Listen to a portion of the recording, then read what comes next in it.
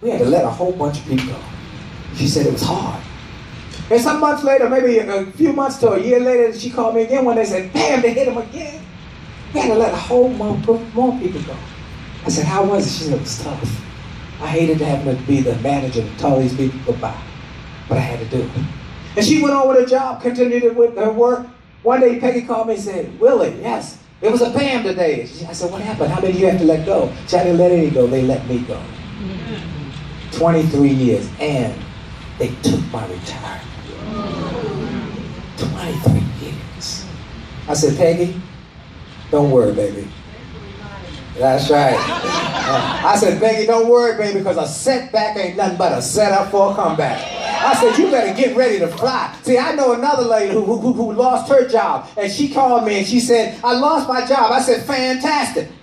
She said, what do you say? I said, fantastic. But sometimes you got to get out of that nest to be able to fly. You got to jump and grow wings on the way. I said, this is your opportunity for God to use you, to do something magnificent through you. You just got to have another mindset. It's about mindset, Peggy. Peggy said, are you serious? I said, I'm telling you, Peggy, it's your time. Sister girl went and said, I'm going to start an organization for women. I said, you go get them. And she started an organization for women called Sisters for Sisters Network Incorporated, and now it is one of the top women's empowerment groups in the country. Everybody say mindset.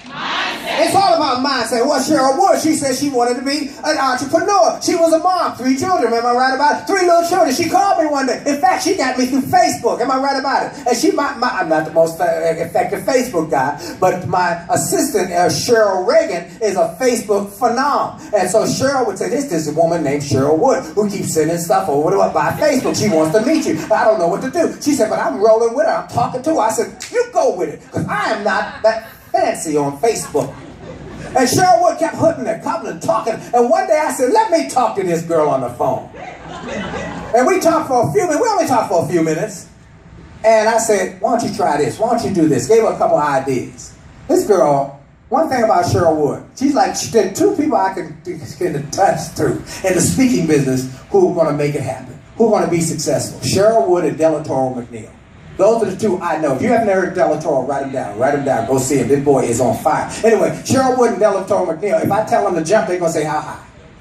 They do whatever I tell them, and then they keep having more and more success. That's what I did with Les Brown. When I was a new speaker, Les Brown would tell me, Willie, this is what you need to do. He didn't have to tell me twice. In fact, I'll tell you a quick story about Les Brown. First time I spoke on a program with Les Brown was here in the Washington, D.C. area with Warner Theater. And it was in fact incredible. But after that experience, one day Les called me and said, I want you to come to Chicago to Christ Universal Temple. It's me and Gladys and Billy Preston, and I want you to open the show. I said, fantastic. And I'm thinking, how much?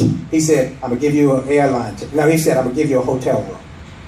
I said, he said, oh, no money. I want to see how hungry you are. He said, I want to see how hungry you are. Are you serious about doing this? I said, I am. I said, I'll be there. I bought my own ticket. I went. He said, oh, by the way, bring your books and tapes. I took my books and tapes. I spoke. I was fired up. I was fired up. Before